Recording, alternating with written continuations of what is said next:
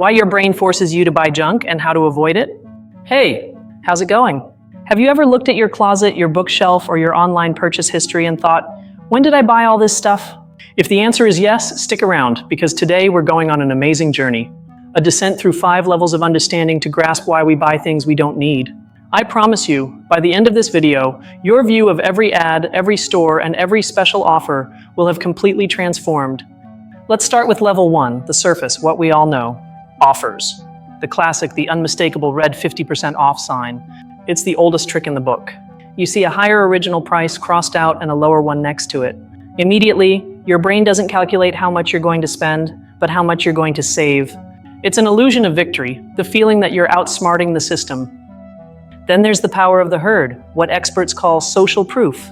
Seeing a product with 5,000 5-star reviews, your favorite YouTuber recommending it, or all your friends suddenly having those sneakers. It's the playground instinct. If everyone wants it, there must be a reason. Our brain, which is a bit lazy by nature, prefers to take shortcuts, and the safest shortcut is to follow others. And of course, the fear of missing out couldn't be absent. Phrases like limited time offer, or only 2 left in stock. This trick has a very, very ancient origin. Imagine our hunter-gatherer ancestors. If they found a bush full of berries, they didn't think, well, I'll pick some tomorrow. No, they had to pick them all because tomorrow they might not be there. That panic of scarcity, that now or never, is still burned into our DNA, only now it's triggered by a pair of genes. And finally, at this superficial level, we have brands that don't sell products, but identities. You don't buy a phone, you buy status, creativity belonging to the team of innovators. You don't buy a car, you buy the promise of adventure and freedom. They sell you an improved version of yourself. The question is, why are we so incredibly willing to pay extra for a story, for a dream, instead of for the object itself?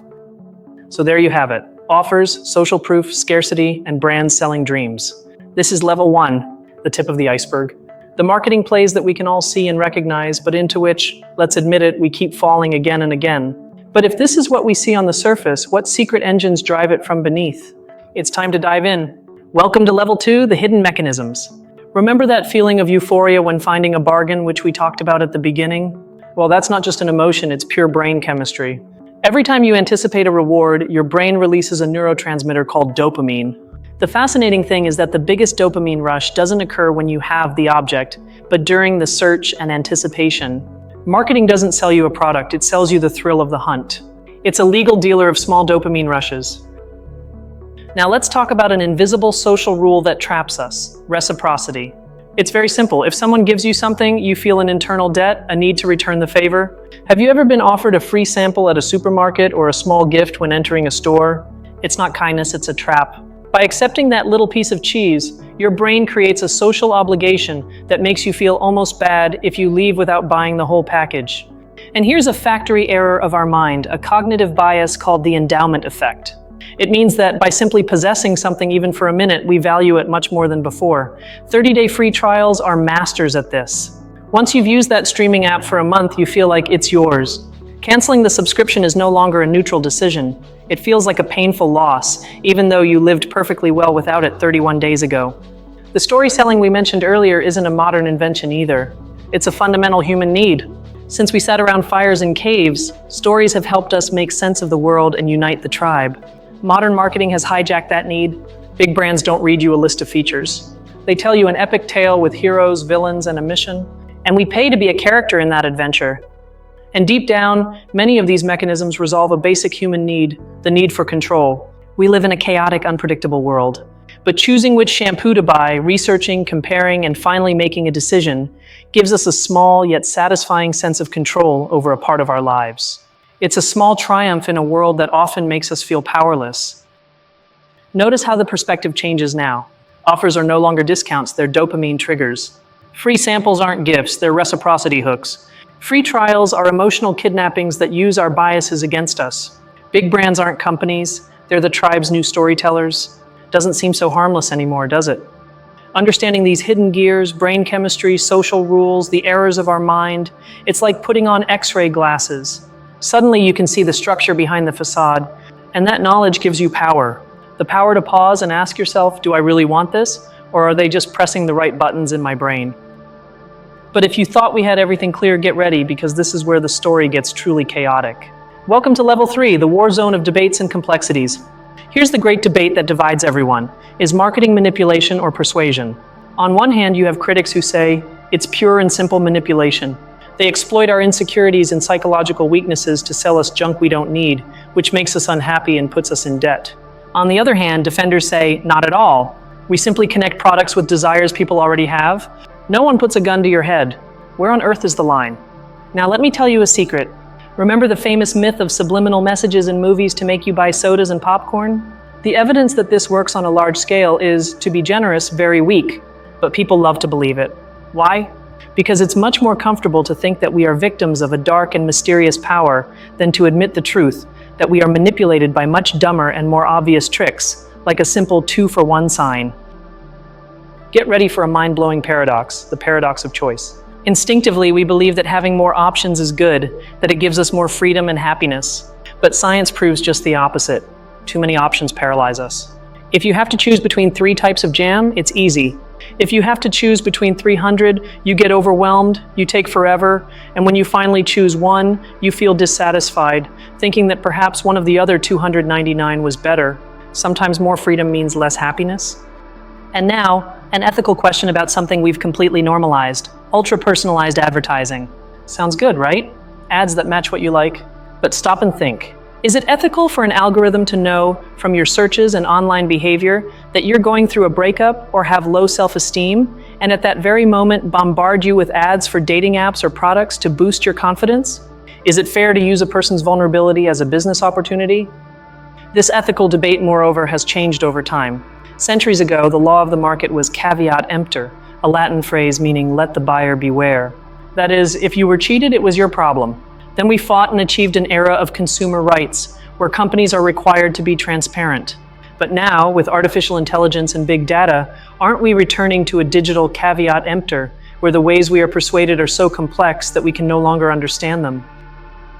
And all of this leads us to a fundamental problem of the human condition, something psychologists call the hedonic treadmill. It's a great metaphor. You buy the latest generation phone. You feel an incredible peak of happiness. It lasts a week, maybe 2, and then nothing. You return to your usual level of happiness, and now you need something new to feel that peak again. It's a constant search for happiness through consumption, but the finish line moves further away every time we think we're getting close. As you can see, this level is a complete mess. There are no clear good guys or bad guys. It's a gray area full of paradoxes, ethical dilemmas, and uncomfortable questions with no single right answer. The reality of consumption is messy, complex, and deeply human. All right, you've survived the chaos. You've navigated moral complexity. Now it's time to see the details that separate the curious from the true connoisseurs. Welcome to Level 4, the expert secrets. Okay, let's get serious. Let's talk about neuromarketing. This is no longer about surveys or asking people what they think. This is about using technology like electroencephalograms or functional magnetic resonance imaging to literally see which areas of a person's brain light up when they see a logo, a color, or the shape of a package. They no longer ask if you like it. They see your brain's raw, unfiltered response before you're even conscious of it yourself. Here's a technical concept that will blow your mind. Explained simply. Your brain has 2 hemispheres, the left and the right. Think of them as 2 different people in your head. The left is the logical, analytical one, the one that reads numbers. The right is the emotional, visual one, the one that feels music. Genius marketing often speaks to your right brain first with a striking image, an emotional story, or a melody. And once your emotional brain says, I want it, it gives an excuse to the left brain, like a 30% discount. So the logical one feels smart and justifies the decision the emotional one had already made. We need to talk about a key but often forgotten figure, Edward Bernays. He was the nephew of Sigmund Freud himself and is considered the father of modern public relations. He was a somewhat sinister genius who, a century ago, realized he could sell products not for what they did, but by associating them with people's unconscious desires. His most famous campaign was convincing women that smoking cigarettes was an act of female liberation, a torch of freedom. He shaped consumerism as we know it. There is an alternative theory, a rebel vision of desire, proposed by the philosopher René Girard.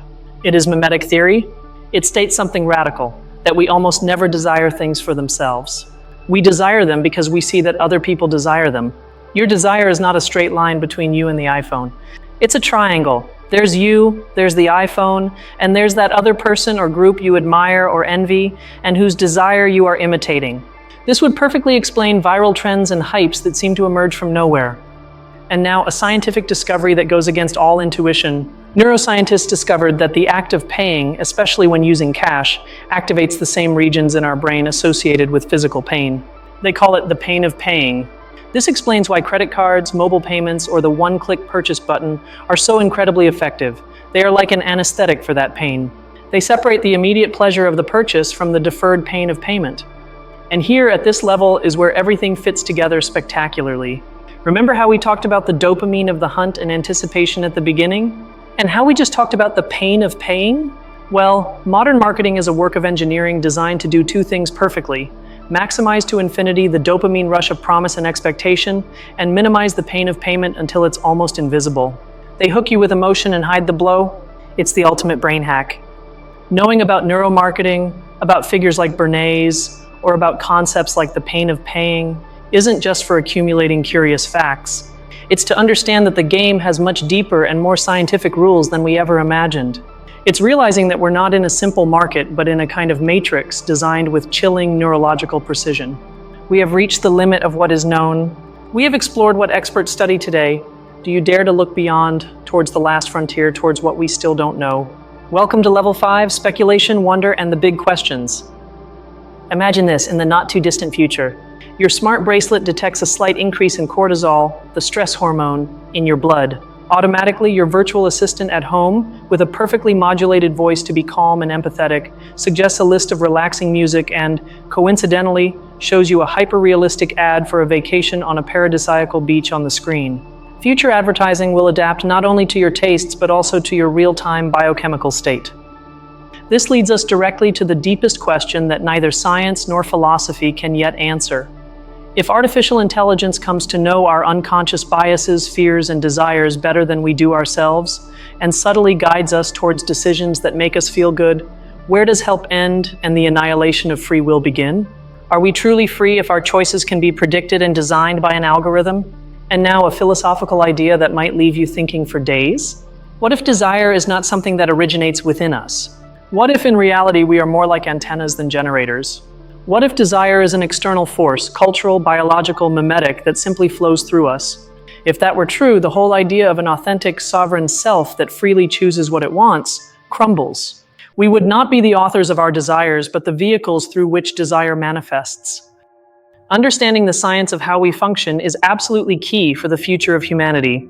If we don't learn to be aware of these mechanisms, consumerism, driven by this insatiable engine, could lead us to ecological collapse. But if we succeed, if we learn to hack ourselves for good, we could redirect that enormous energy of desire. Stop focusing it on accumulating objects and direct it towards exploration, knowledge, human connection, or solving the great problems of our time. And finally, the most provocative and open-ended idea of all. What if the entire universe, from gravity pulling particles together to form a star to a cell moving in search of nutrients, is at its core a manifestation of a form of desire, a fundamental impersonal tendency towards complexity, existence, and interaction? Perhaps our irresistible urge to buy the latest phone model is just an echo, a tiny, distorted, and almost comical version of that same cosmic impulse that moves everything. The 5-level journey has ended.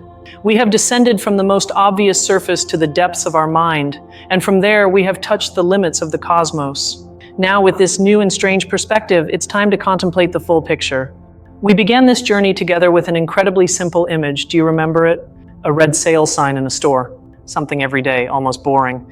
And we have ended up speculating whether that same buying impulse might be a distant echo of the engine that moves galaxies. We have gone from seeing marketing as a simple trick to understanding it as brain chemistry, as an ethical battlefield, as precision neuroscience, and finally, as a window into the deepest questions about what it means to be human.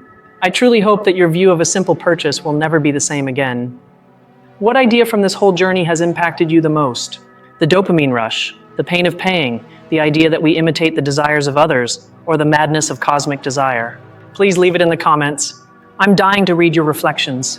Thank you so much for dedicating your time and incredible curiosity to this descent. If you liked it, subscribe so we can continue making these journeys together. See you down the next rabbit hole.